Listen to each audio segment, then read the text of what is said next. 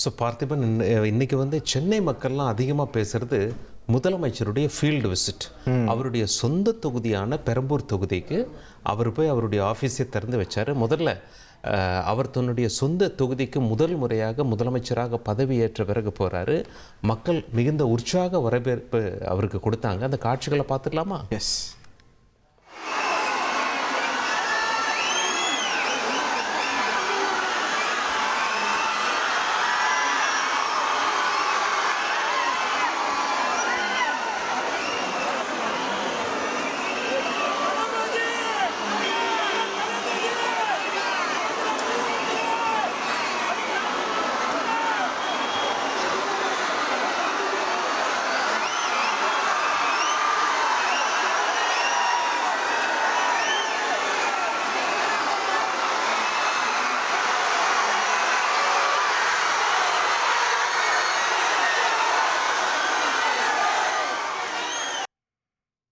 இதுக்கு முன்னாடி எத்தனையோ எம்எல்ஏக்கள் தங்களோட தொகுதிக்கு போயிருக்காங்க, தங்களுடைய எம்எல்ஏ ஆஃபீஸ்க்கு போயிருக்காங்க. ஆனால் இதுக்கு முன்னாடி இந்த மாதிரி ஒரு ரெஸ்பான்ஸை வந்து பொதுமக்கள் தரப்புல இருந்து நம்ம பார்க்காத காட்சிகள். ஸோ தன்னோட தொகுதியான பெரம்பூருக்கு போன முதலமைச்சர் விஜய் அவர்கள் அங்கே சட்டமன்ற தொகுதி எம்எல்ஏ அலுவலகத்தையும் திறந்து வச்சாரு. அண்ட் தாவேகாவோட கொள்கை தலைவர்கள் படங்களும் அங்கே வைக்கப்பட்டிருந்தது. அதற்கு மலர் தூவி மரியாதை செலுத்தின முதலமைச்சர் தன்னோட எம்எல்ஏ இருக்கையில் அமர்ந்து அந்த தொகுதிக்கான கோப்புகளையும் பார்வையிட்டார்.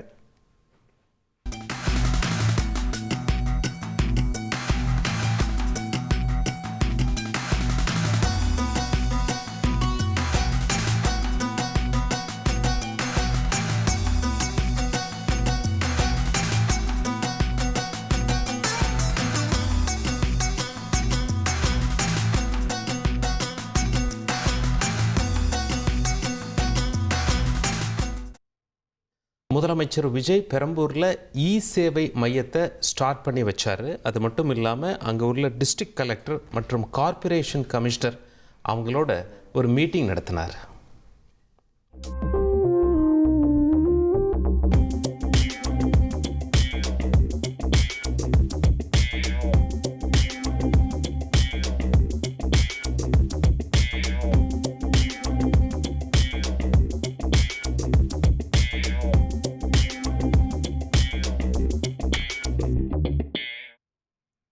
ஸோ இந்த நிலையில் பெரம்பூர் தொகுதி மக்களுக்காக ஒரு பிரத்யேகமான ஒரு ஆப்பை வடிவமைச்சு அதை முதலமைச்சர் விஜய் இன்னைக்கு அறிமுகம் செஞ்சு வச்சது ஒரு முக்கியமான ஒரு விஷயமா பார்க்கப்படுது. இ சேவை மையம் மூலமாக விண்ணப்பிச்சவங்களுக்கு சான்றிதழ்களையும் முதலமைச்சர் வழங்கினார். இதுக்கு முன்னாடி எத்தனையோ இ சேவை மையங்கள் இருந்தாலும் இன்னைக்கு பெரம்பூர் தொகுதியில் இருக்கக்கூடிய அந்த குறிப்பிட்ட இ சேவை மையம்க்கு ஒரு கூடுதல் அட்டென்ஷன் கிடைச்சிருக்கு. ஒரு சர்டிஃபிகேட் வாங்குறதே அவ்வளோ சந்தோஷமாக வாங்கிட்டு போகிறாங்கன்றதையும் பார்க்குறோம். அந்த காட்சிகளையும் பார்த்துக்கலாம்.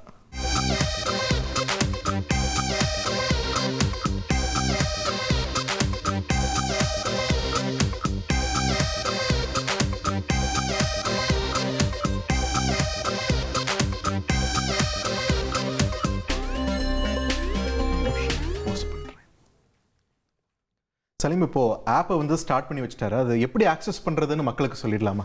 எஸ் பார்த்திபன், ரொம்ப ஈஸி. அதாவது வந்து அவங்க சம்மந்தப்பட்ட வெப்சைட்டில் போய் அவங்களோட புகாரை தெரிவிக்கலாம். அந்த வெப்சைட்டை மக்கள் நோட் பண்ணிக்கணும். tvkcm.com அப்படிங்கிற அந்த வெப்சைட் உள்ள போய் அவங்களுடைய புகாரை அவங்க ரெஜிஸ்டர் பண்ணலாம்.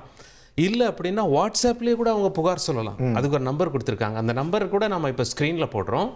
9498500444 9498500444 இந்த நம்பருக்கு வாட்ஸ்அப்லேயும் அவங்க புகார் சொல்லலாம். ரைட்.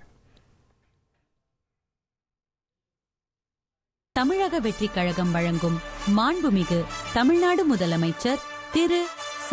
ஜோசப் விஜய் அவர்களின் பெரம்பூர் தொகுதி மக்களுக்கான மக்கள் சேவை தளம். ஆங்கிலம் அல்லது தமிழில் தொடருங்கள். புகார்களோ தேவைகளோ எதுவாயிருந்தாலும் நீங்கள் வாட்ஸ்அப்பிலேயே பதிவு செய்யலாம். உங்கள் புகார் வகையை தேர்ந்தெடுங்கள். உங்கள் இருப்பிடத்தை பகிருங்கள். புகாரின் சுருக்கமான விவரத்தை பதிவிடுங்கள். சரிபார்ப்பிற்கு பிறகு உங்கள் புகார் டிக்கெட்டை பெறலாம்.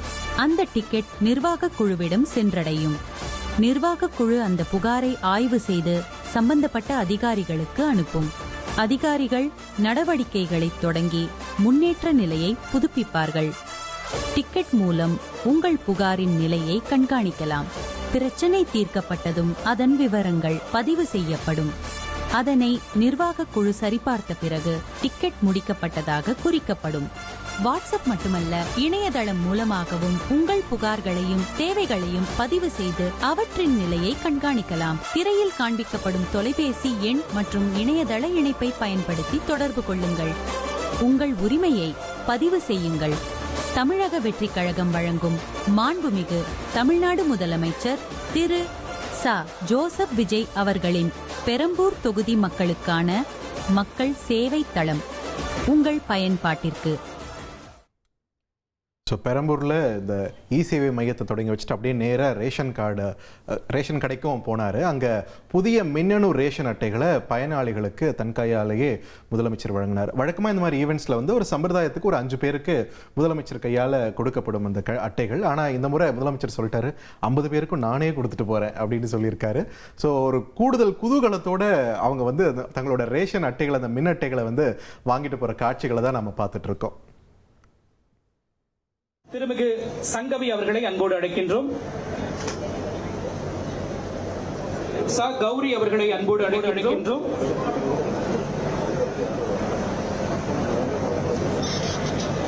பிரியதர்ஷினி அவர்களை அன்போடு அழைக்கின்றோம். மாண்புமிகு தமிழ்நாடு முதலமைச்சர் அவர்கள் தனது திருக்கரங்களால் புதிய மின்னணு குடும்ப அட்டையை வழங்கி சிறப்பிக்கிறார்கள்.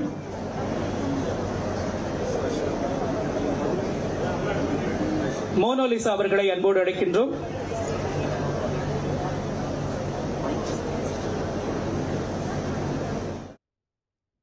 ஸோ ரேஷன் அட்டைகளை மட்டும் கிடையாதுங்க பார்த்திபன், ரேஷன் பொருட்களையும் சரியான அளவு பார்த்து பயனாளிகளுக்கு முதலமைச்சர் வழங்கினார். அரிசி, பருப்பு, ஆயில் உள்ளிட்ட ரேஷன் பொருட்களை முதலமைச்சர் வழங்கினார். அந்த காட்சிகளை பார்ப்போம். எஸ்.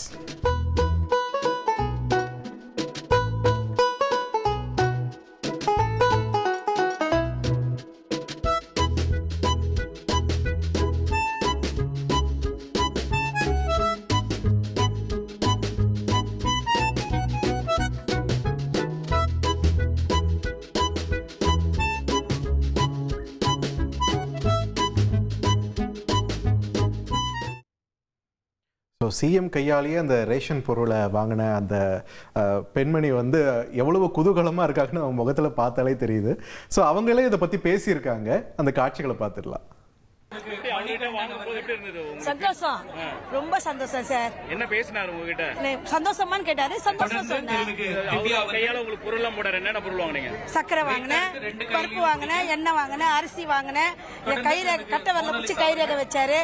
அதுவே பெரிய சந்தோஷம் எனக்கு. இப்பதான் எங்களுக்கு காடே வந்துச்சு. எனக்கு அது கொடுப்பேன் சார் கையால வாங்கணும். எக்ஸ்பிளைன் பண்ண முடியல. அவ்வளோ ஹாப்பியா இருக்கு. நாங்க நினைச்சு கூட பார்க்கல. சிஎம் சார் வந்து எங்க மக்களுக்காக வந்து அவர் இவ்வளவு தூரம் டைம் ஸ்பெண்ட் பண்ணி ஒரு ரேஷன் கார்டை இவ்வளோ கொண்டாட்டமாக வாங்கிட்டு போவாங்கன்னு யார் நினைச்சிருப்பாங்க. But it is happening in Perambur. அதே போல் ரோட்லேயும் முதலமைச்சர் நடந்து சென்றார். அதாவது பொதுமக்களை பார்த்த வண்ணம். யூஸ்வலாக ஒரு காரில் போயிருக்கலாம், பட் காரில் போல நடந்து போனதை அவர் வந்து ப்ரிஃபர் பண்ணியிருக்காரு.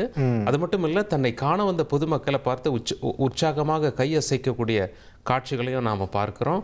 வழி நெடுகிலும் முதல்வரை கண்டு ஆரவாரம் செய்த பொதுமக்கள் மலர் தூவி முதலமைச்சர் விஜயை வரவேற்ற காட்சிகளை நாம் பார்க்கிறோம். தொகுதி மக்களுக்கு நன்றி தெரிவிக்கும் விதமாக கூட இப்படி ஒரு செட்டப் பண்ணியிருக்கலாம் இல்லையா? ரைட்.